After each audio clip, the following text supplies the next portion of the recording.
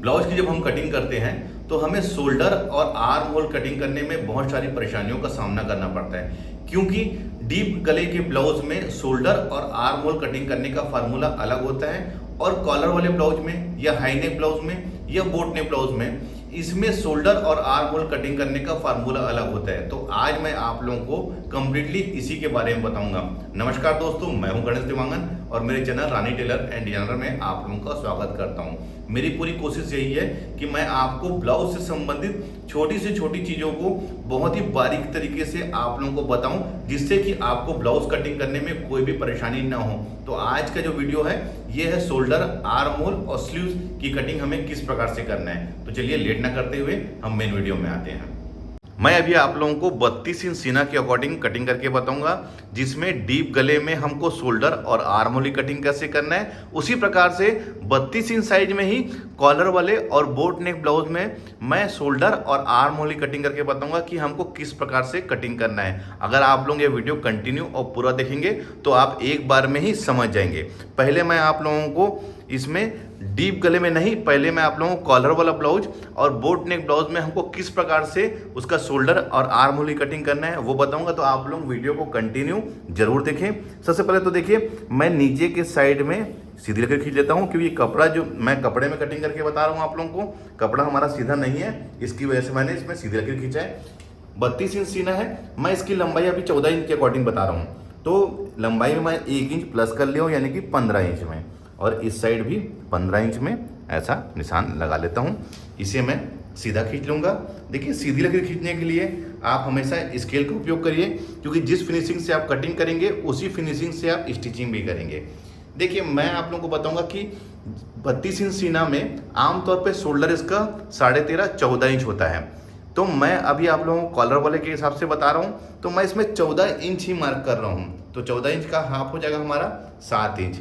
अगर आपके पास में किसी का नाप का ब्लाउज है या फिर आपने वो शोल्डर लिया है तो आप उसके अकॉर्डिंग कटिंग करिए, क्योंकि कई बार क्या होता है सीने के अकॉर्डिंग हम एक फर्मा बताते हैं, लेकिन कई बार क्या है कम हो ज़्यादा होता है, तो आप उसके अकॉर्डिंग इसकी कटिंग कर सकते हैं।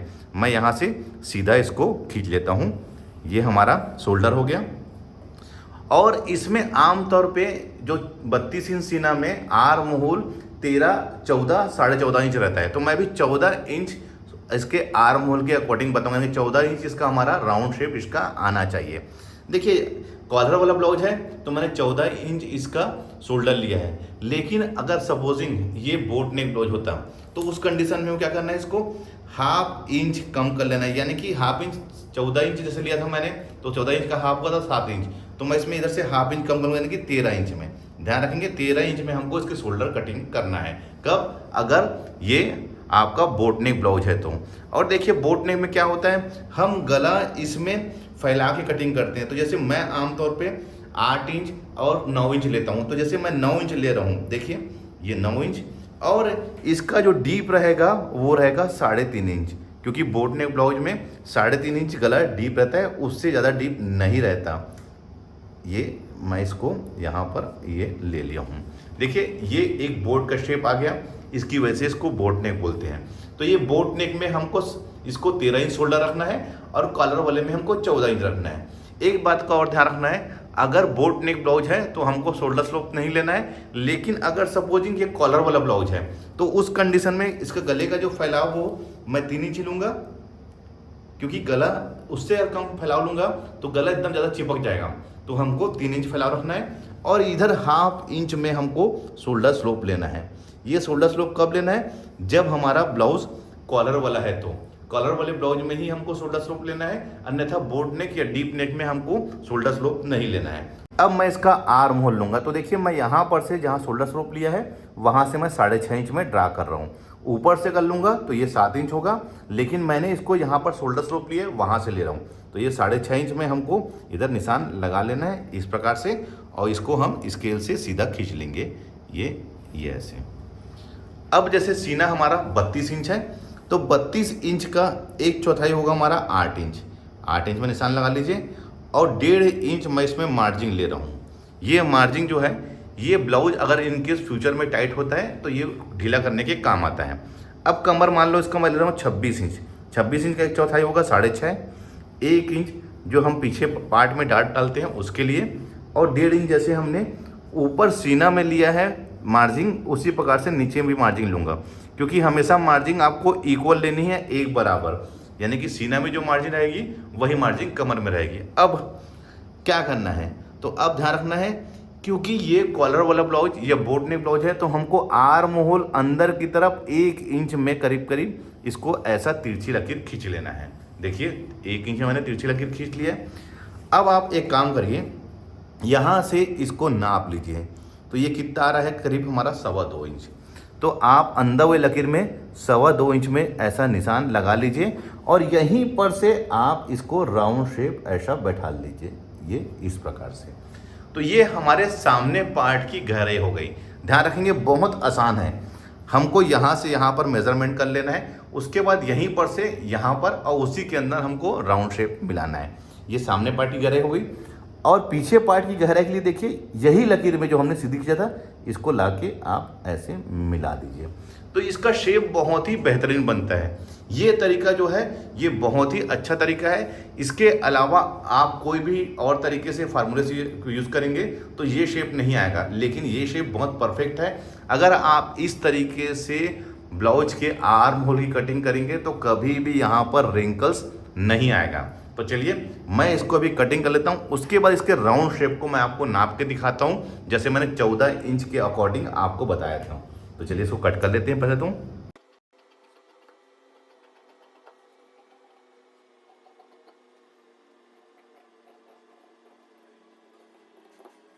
देखिए मैंने कट कर लिया है, आपको इसी फिनिशिंग से ही कट करना है।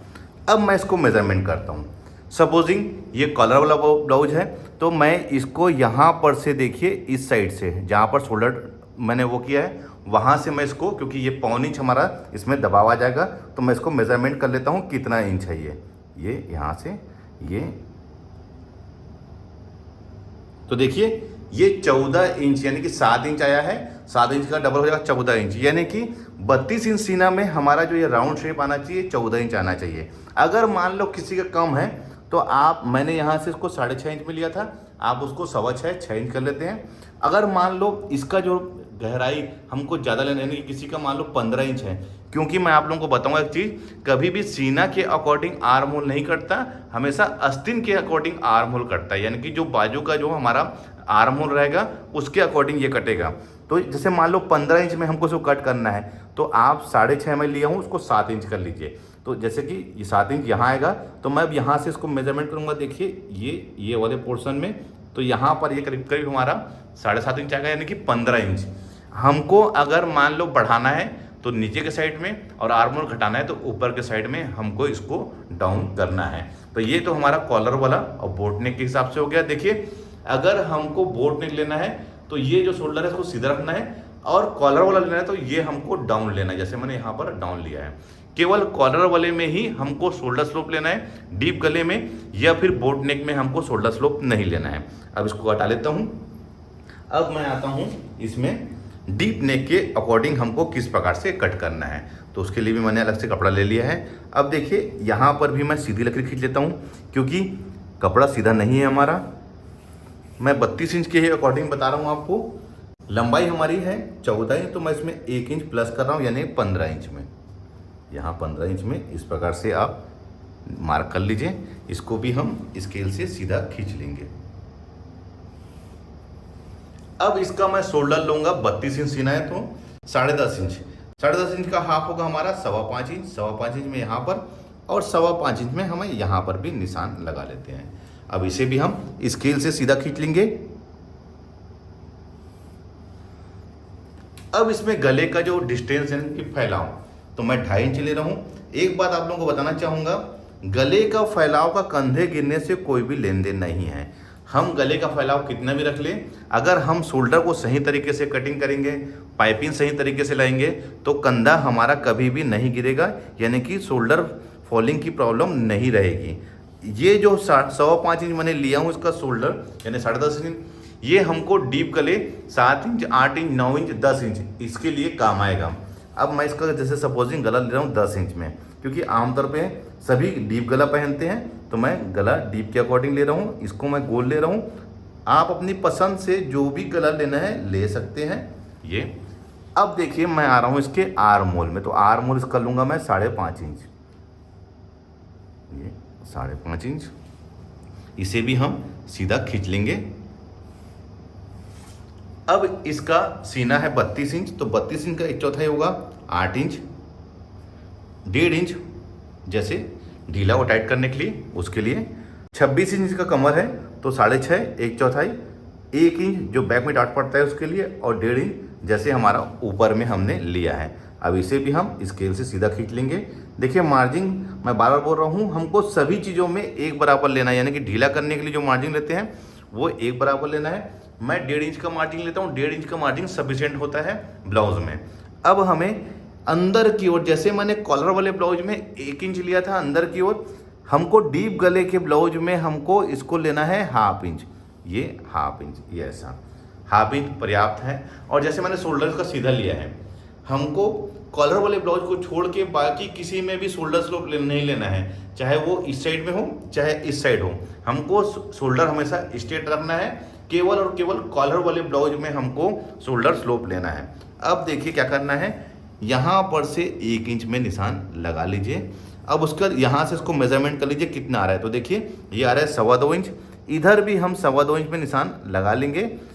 और अगर आपका इसमें फ्रेंच करवा है तो बहुत अच्छी बात है, इसको ऐसा सेट करिए कि अंदर वाली जो तिरछी लकीर है और यहाँ जहाँ 1 इंच में हमने निशान लगाया वहाँ पर आके ये बिल्कुल मिल जाए।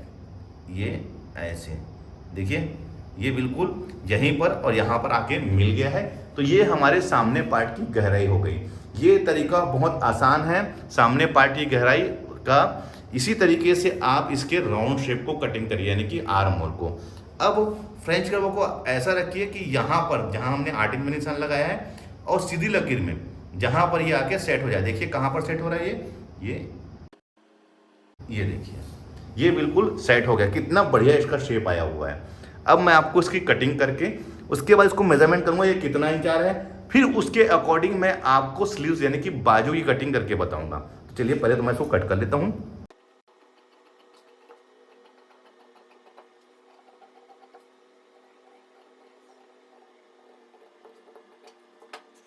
अब मैं इसके आर्म होल को मेजरमेंट करता हूँ। तो हमको 1/4 इंच ऊपर छोड़ देना है, क्योंकि 1/4 इंच हम इसमें मार्जिन लेते हैं किसके, दबाव के लिए। अब देखिए इसको बिल्कुल टेप से ऐसा नापते हुए चलिए, तो देखिए ये बिल्कुल 7 इंच आ गया है, यानी कि 7 इंच का डबल 14 इंच। मैंने आप लोगों को बताया था 32 इंच में इसका जो राउंड आर्म होल वो 14 इंच होगा करीब करीब। तो हम 14 इंच के अकॉर्डिंग बिल्कुल इसको कट कर लिए।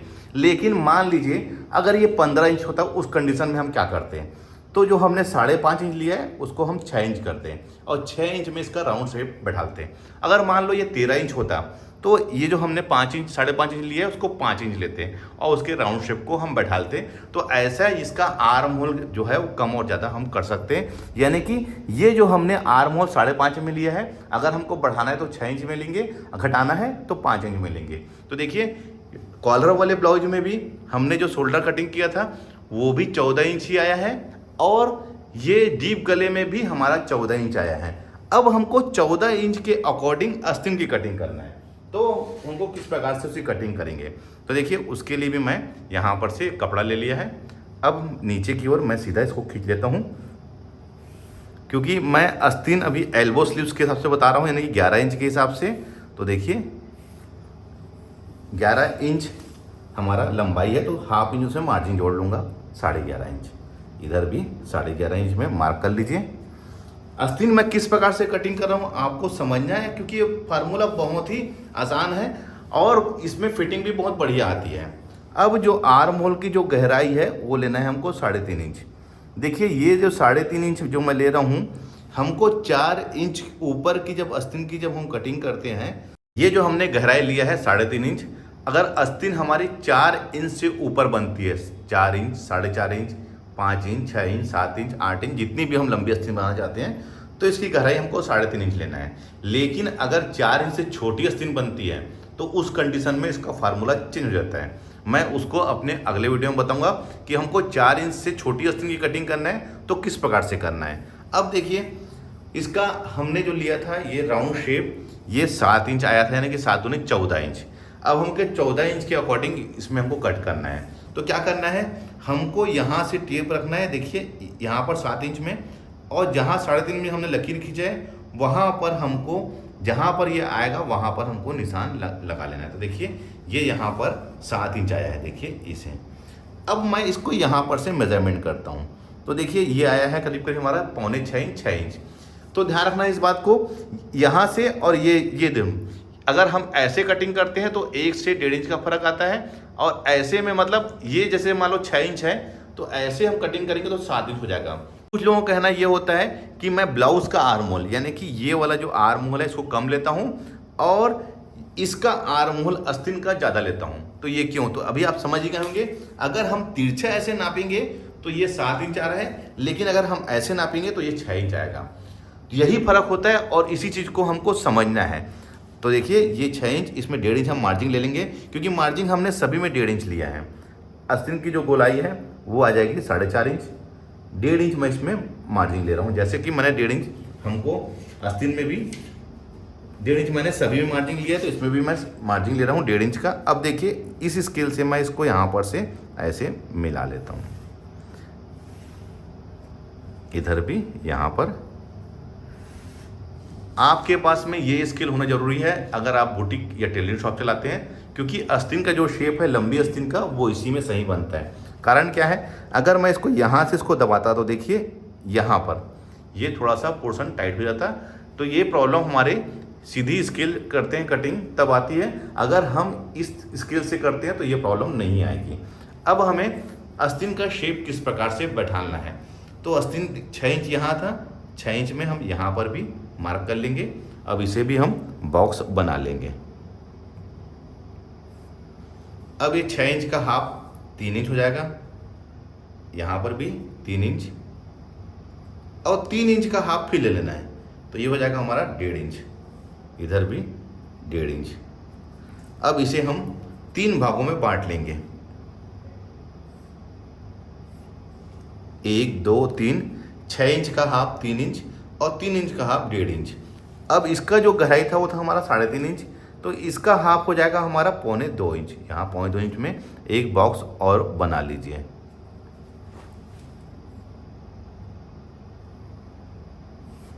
यहाँ से तिरछी लकीर, ये तिरछी लकीर का बहुत ज़्यादा यूज़ है दोस्तों, ध्यान रखेंगे। अब हमें क्या करना है, फ्रेंच कर्व से इसका शेप लेना है। तो देखिए फ्रेंच कर्व भी आपके पास में होना जरूरी है। आमतौर पे ये टेलरिंग शॉप की जहाँ पर मटेरियल मिलता है वहाँ पर ये बहुत आसानी से मिल जाएगा। ये 30 से 40 रुपए के बीच में आता है। अगर आपके पास में नहीं है तो आप टेलरिंग शॉप में इसकी फ़ोटो खींच के आप दिखा सकते हैं, तो ये आपको ला के मंगा के दे देंगे। अब इस कॉर्नर से मुझे यहाँ पर इसको ऐसा रखना है और इसको इसे स्केल से मिला देना है, ये इस प्रकार से, ये देखिए। अब वैसे ही इधर से हमको 1 इंच में निशान लगा लेना है और इसको ऐसा सेट करना है कि जहाँ पर हमने 1 इंच में मिलाया है वहाँ पर आके ये मिल जाए, ये ऐसे। लेकिन ध्यान देने वाली बात ये है कि यहाँ पर इसका शेप बिल्कुल ऐसा राउंड शेप में बैठना चाहिए, कोना नहीं बनना चाहिए। ये सामने पार्ट की गहराई हो गई। बैक पार्ट के लिए यहाँ पर से 2 इंच में, अब यहाँ से हमको जहाँ पर 2 इंच में निशान लगा है वहाँ पर लाके मिला देना है। ये आस्तीन कटिंग करने का बहुत ही आसान फार्मूला है। आप किसी भी साइज की आस्तीन की कटिंग इस तरीके से कर सकते हैं। अब इसको यहाँ पर ये ऐसे, तो देखिए ये एक परफेक्ट शेप हमारा रेडी हो गया है। तो चलिए अब मैं इसको कट कर लेता हूँ।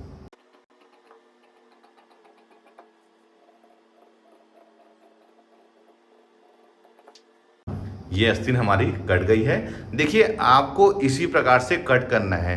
कॉलर वाला अगर बोट नेक का ब्लाउज है तो इस प्रकार से हमको आर्म होल कटिंग करना है, और मान लो हमारा डीप नेक ब्लाउज है तो हमको इस प्रकार से कट करना है। मैंने बहुत ही कम समय में और बहुत ही डिटेल से आप लोगों को बताया है कि हमको किस प्रकार से आस्तीन की, आर्म होल की और शोल्डर की कटिंग करना है। उम्मीद करता हूँ यह वीडियो देखकर आप समझ गए होंगे कि हमको आर्म होल की कटिंग किस प्रकार से करनी है डीप नेक ब्लाउज में, कॉलर वाले ब्लाउज में और बोट नेक में। यह वीडियो अच्छा लगा है तो शेयर करें, कमेंट्स करके बताइए, मिलते हैं अपने किसी ऐसी जानकारी भरी वीडियो में। तब तक के लिए take care. Thank you for watching. जय हिंद।